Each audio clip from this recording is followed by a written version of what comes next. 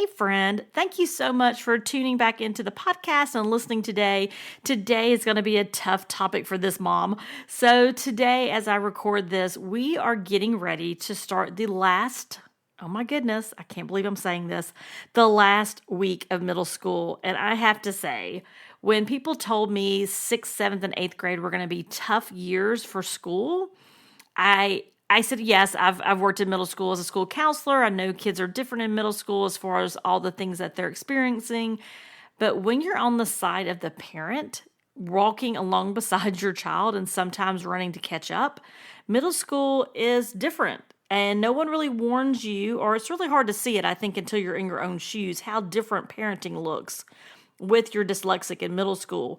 You go from helping them one day with all that homework, learning those sight words, those red words, working alongside of a tutor, and then the next thing you know it, now you're in middle school and you're navigating around accommodations, emotional roller coasters, not just your child's, but yours as well. And the mystery that we all know is that middle school math mystery that we can't quite figure out. Trust me though, middle school is a whole new world. And if you're not there yet, or if you're on the other side like we are, about to enter high school, bless you is all I can say. And so as we think about what that middle school world looks like, I'm going to give you the unfiltered lessons, the things I've learned as a parent, parenting a child with dyslexia through middle school.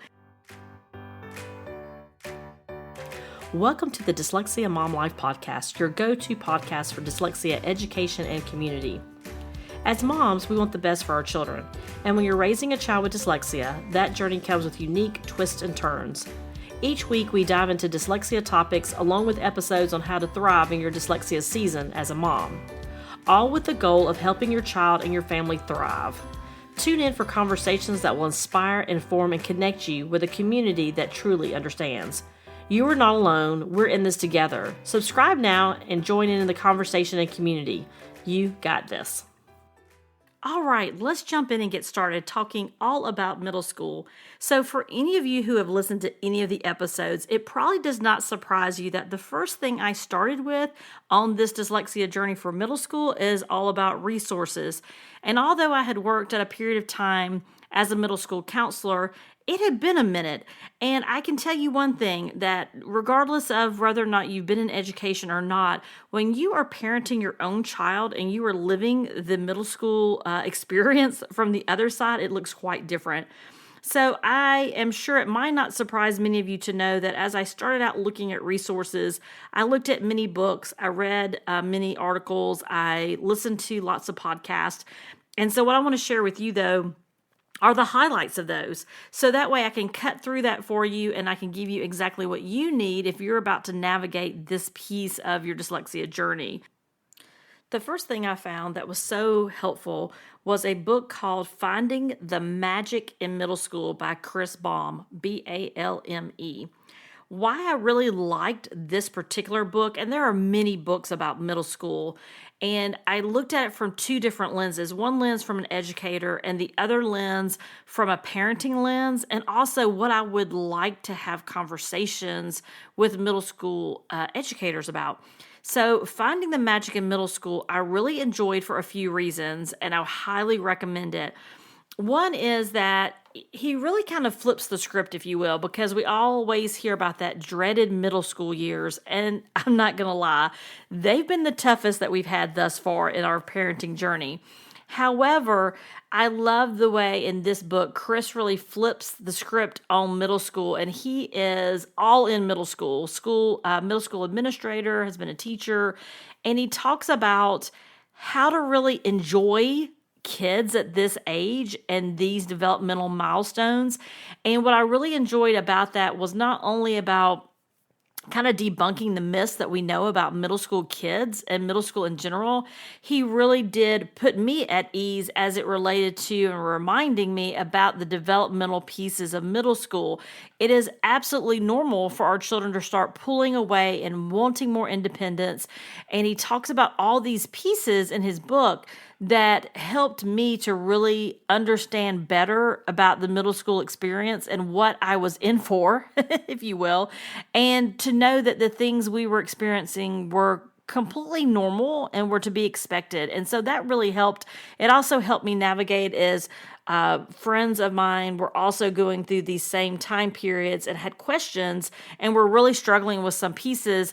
And in this book, he specifically talked about some of those struggles, especially around the balance of shifting how you show up as a parent and what your child needs from you at that moment.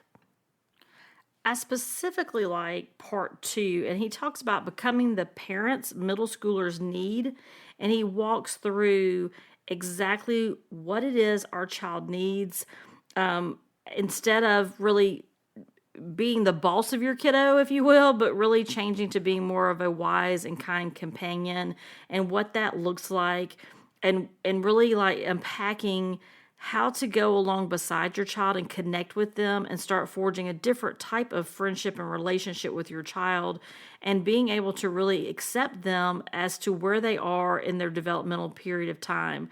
So again, I highly recommend Finding the Magic in Middle School. If you're like us and you're at the end of your 8th grade journey, that's okay. A lot of that information really would help you understand where your child is right now as they transition into high school. If you have other children that are younger that are coming up, again, highly recommend it as your child gets into 5th and 6th grade and beyond. It really is a helpful book. The 2 podcasts that I also listen to regularly that I found very helpful, one is called Ask Lisa, The Psychology of Parenting. And so you may be familiar with Dr. Lisa Damour. She has many books on the topic of parenting in general. This particular podcast, though, she is a clinical psychologist. She partners with a former journalist who also has 2 kids, and really looking to learn more about boosting a child's resilience, building confidence, really talking through emotional well-being. I love that they hit on the questions of stress and anxiety, social media, peer relationships, school pressures. I mean, they really talk about it all. And their conversations are also around teens and tweens. And so middle school and high school ages would be a good ages to be listening to their podcast. Another podcast that is also just as good, if it, just a little bit slightly different, is called Raising Boys and Girls. Sissy Goff, you may be familiar with her as well. She's written many books as well.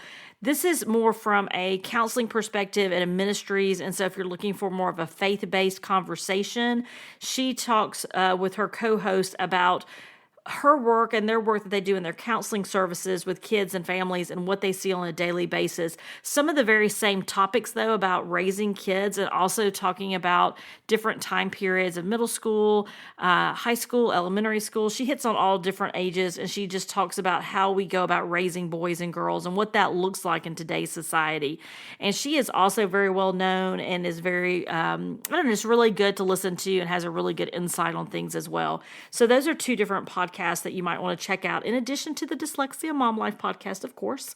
So, but as I think about, being on the end of our journey, getting ready for high school, and I think back about the different resources that I really spent a lot of time thinking through and recommending to other moms and families, would be those 3 things: that Finding the Magic in Middle School book, and then the 2 podcasts, Ask Lisa, The Psychology of Parenting, and Raising Boys and Girls podcast.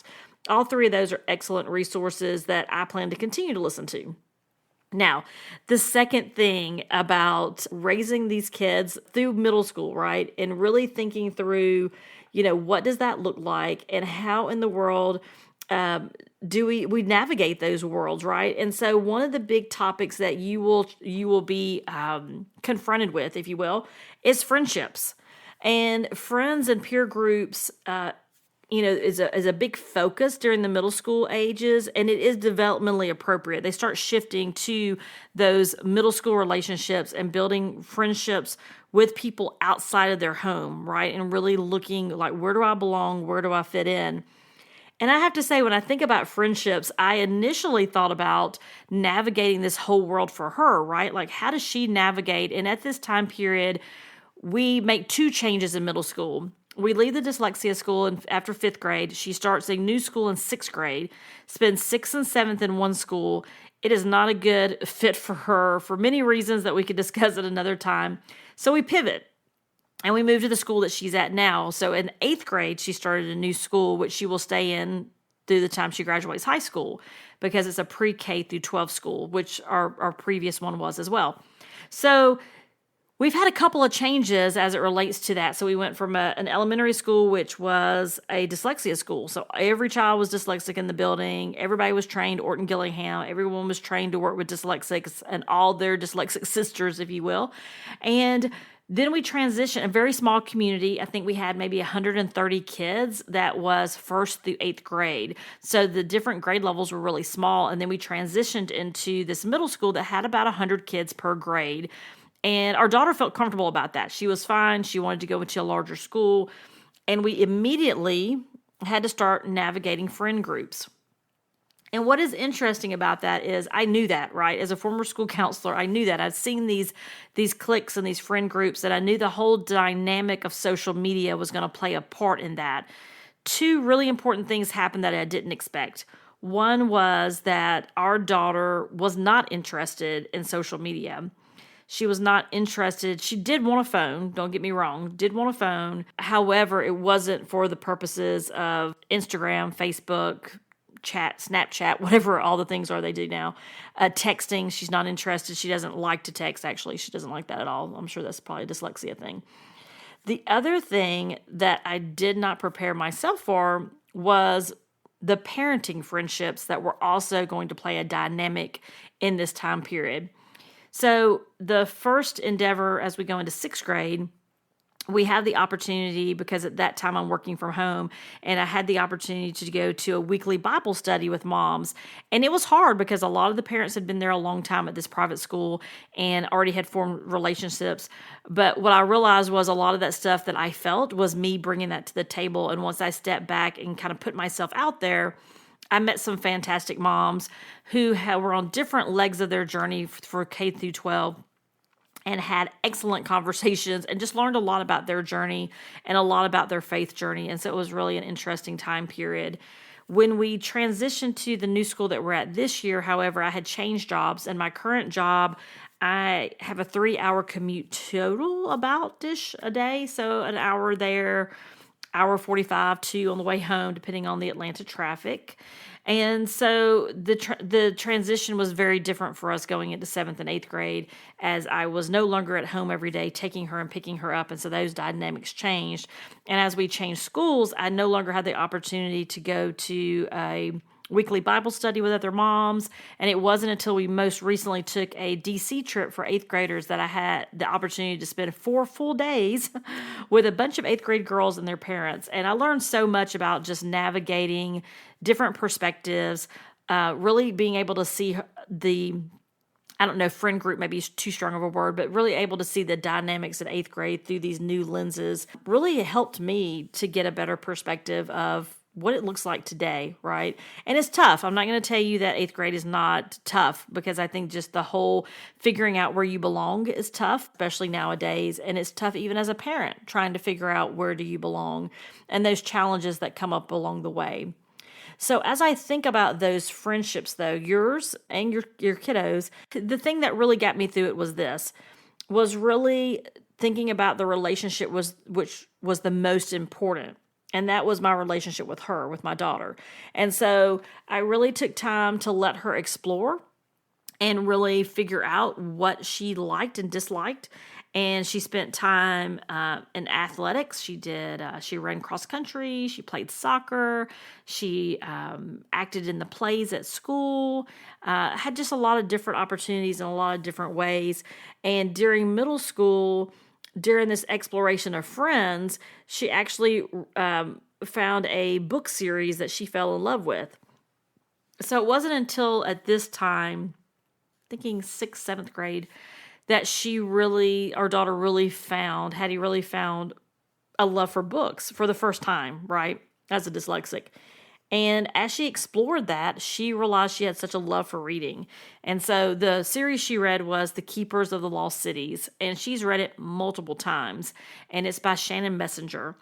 And these are not easy reads. I think the The characters are amazing because I've read the books with her, but each book is somewhere between 600 and 800 pages. So it's not a quick read, but it is it's more of a fantasy read, if you will. She's created these worlds that are just so dynamic and really, I think for the first time, opened her eyes to what reading really could be and how you really can learn and develop a love for a particular author and a love for characters, and following those characters' journeys was really exciting for her. And for the first time, we saw her light up with enthusiasm, and we saw her giggle in the corner as she was reading a book.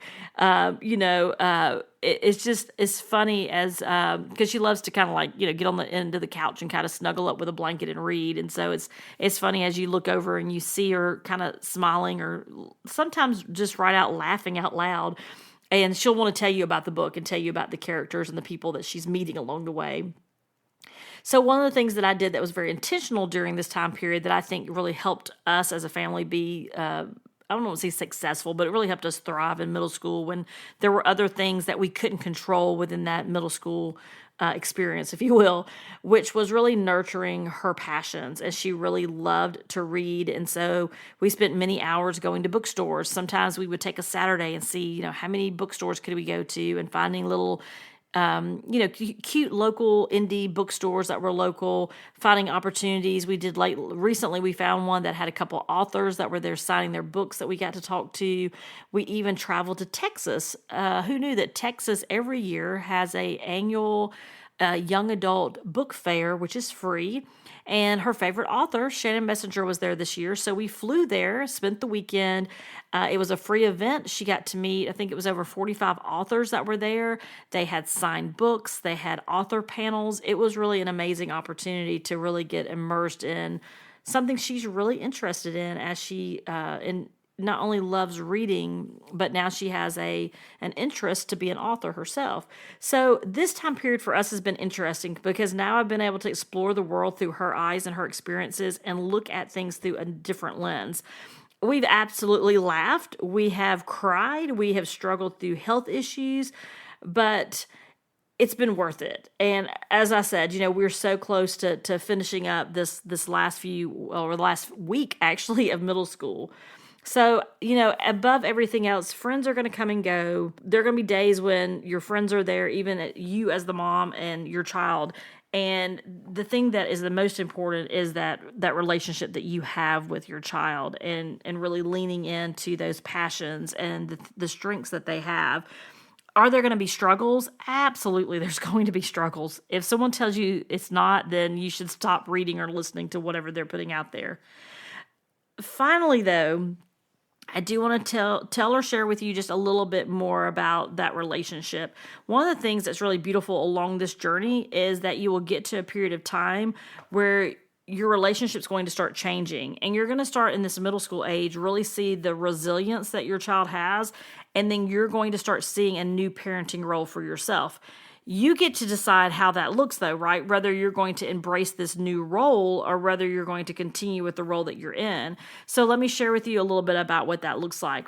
First is accommodations. The accommodations in middle school, whether you're in a private school or a public school, there's still accommodations available for your child. And so we have several accommodations, and then she still participates in like a learning lab as well, where they pull her out for a study hall, where they work with her, give her time for extended time for testing. We have several accommodations that really does help her to continue to be successful. But part of those pieces, though, is a thing I know you've heard before, which is that self-advocacy piece. So as our child in middle school starts kind of pulling away, trying to figure out his or her own way, they have to also figure out how to self-advocate, how to ask for help, how to know when they need those accommodations, when to know when they don't, right? What do I need more of? What do I need less of? And really being comfortable to have those conversations. And for some of us with kids that have anxiety, it is very stressful to walk up to an adult they don't know very well, or an adult that they only see in groups with students, to say, I need additional time. Some students are very comfortable with raising their hand and going, hey, I'm going to need more time, right? And so part of that self-advocacy is figuring that out with your child and being there to help navigate that. And I know there's been several times this year where we've needed to send an email to a teacher. Like I don't, or Hattie will say, well, I don't, by the time I get to school, there are other students in the class, and I really don't want to have this conversation in front of other people. Will you help me draft an email? And so we'll sit down and we'll work on it together, and then I'll hand the computer back to her, and she'll say, nope, I don't want it to say this, or this doesn't sound like me. And so we will cut it down, or I will tell her, tell me exactly what you want it to say, and I'll type it for you. And so we work together, literally sitting together on the couch, trying to think about what is it that we need to say? How is the tone of the email? Those types of things. And so really teaching her those self-advocacy skills. There are some teachers she feels comfortable with. There's one teacher in particular who used to be at her dyslexia school, who is now her Bible teacher at her new school, and he's also new to the school. And so there was this comfort knowing that he was going to be there for her, and that's been a really great experience as well. So the other piece of this resilience, though, is, there are going to be difficult times in classes. There's going to be teachers that don't understand the accommodations, or don't understand what dyslexia is, or don't understand the anxiety or other pieces that have come along with this dyslexia that your child is figuring out, right? There are going to be times when the friend groups are not really friends, right? There's going to be times when your child has to pivot to a different friend group. That doesn't necessarily have anything to do with dyslexia. That has to do with middle school in general. Middle school is a difficult time to navigate, but as your child navigates through that resilience will be there if you're there, right? So I do think, it's hard for me because I really want to jump in and solve things, because that's what I do for a living. I really do solve problems. And so for me to not jump in and kind of rescue, if you will, has been, it's been different. It's been very purposeful. Some of it has worked out because of the new job, and I've literally just not been home as much. But the other piece is really learning to listen and reflect back and help her process her emotions and let her really feel through things and navigate who she wants to be and who she thinks is worthy of her friendship, and really act less. And that's hard because there are times when I want to email that teacher and say, why are we moving? For example, one teacher has them move their seat every class period. They never sit in the same seat. They're supposed to continuously move around the room and not sit with the same people every time. That's stressful if you have anxiety, right? You come into class, you don't know where you're sitting today. But I've really had to step back to think about, when do I absolutely have to reach out? And I will tell her, hey, I'm going to reach out to your teacher. Usually she'll say, no, don't do that. But we'll have a conversation about what that looks like and what I'm going to do. But I really try to do my best to let her navigate some of these pieces, because as she gets into high school and college and a job, she's going to have to navigate those pieces. So this is a great time to practice some of that. And so I try to anyway, I'm sure I don't get it right all the time, is listening more than acting. And then asking her, what can I do? Is there something I can do to help with this? Do you need me to do anything? Do you need me to listen? Sometimes just validating their feelings. I hear that's very hurtful, right? Or I hear that's very stressful. Or this sounds really exciting opportunity. Like having conversations about their experiences and not just constantly trying to fix things will lead to them sharing more with you. The other piece is we have to remember that our kids are not us, right? They are different. They have different strengths, different preferences. And this was really eye-opening to me. I recorded a podcast a few episodes ago about the Myers-Briggs type indicator. And what was really interesting about that experience that I went through was I had done the Myers-Briggs before in my job, but I'd never thought about it through the lens. Let me say this. I'd never thought about it through the parenting lens. I definitely thought about it through the work lens. And what was so helpful was, because this was a parenting workshop that I experienced this in, I really got to think about it from the vantage point of, this is how I prefer things and this is how she prefers things. And that really has helped me be so much more, I think anyway, hopefully, more compassionate with this 8th grade year and be okay with the pieces that she's okay with. For example, I'm very extroverted. She is just the opposite. She's very introverted. She'd prefer to work on some puzzles, read a book, just spend some time just relaxing, and she re-energizes herself that way. And I will say to some degree I do that as well, but I do enjoy, going to the movies or going out and doing things together as a family. And so I had to really be okay with her being okay and giving her that space to figure out what her preferences are and being okay with those preferences. So as I think about just 5 more school days, when I think about celebrating with Hattie and her friends as they get ready for this next chapter, which is high school, it is very bittersweet as I think about where we started in this journey, this dyslexia journey in first grade. And I do feel so blessed that we were able to identify it early in her school career. I do think she's more self-aware now about her learning. And I'm hoping to record a podcast with her where she talks a little bit about middle school so you can hear from her perspective. But, these years are, they're just part of the journey. And I'm just so blessed that I've had the opportunity to go along beside her journey and to go along beside your journey. So if you are too finishing up middle school and heading to high school, I'm right there with you. If you're a little bit behind us in your journey, it's okay. You're going to get here. And I guarantee you that you're going to be okay. It's going to be fine. There are going to be hard days. There are going to be amazing days. And there's going to be all the things in between. There's going to be times when the teachers are difficult. And there's going to be times that you have the teachers that are there rooting for your kiddo. And you know what? It's not very much different than life, right? Finding the people that are your people is part of the journey. And like I always say, the biggest piece of it is, we are growing these amazing kids up to really lean into their passions and their strengths, to really appreciate who they are as people, right? Who am I? Where do I belong? And really pushing through those pieces of resilience to have that self-advocacy.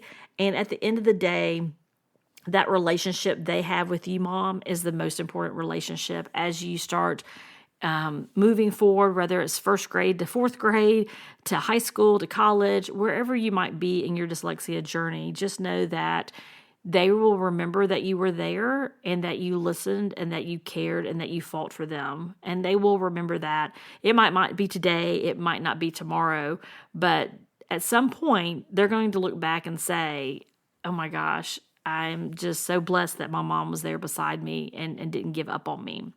And I know you didn't, or you wouldn't still be listening at this point of the podcast.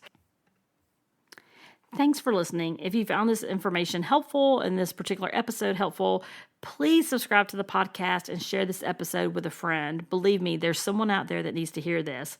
If you're new to the journey of your child learning to read and remediating dyslexia, listen to episode 130, Understanding Your Child's Dyslexia Workshop. I've also have that linked to not only the podcast, but also have that link to the YouTube link if you want to watch the workshop as well. And be sure to subscribe to the weekly email for more resources and tips at dyslexiamomlife.com. And remember, you are not alone. You got this.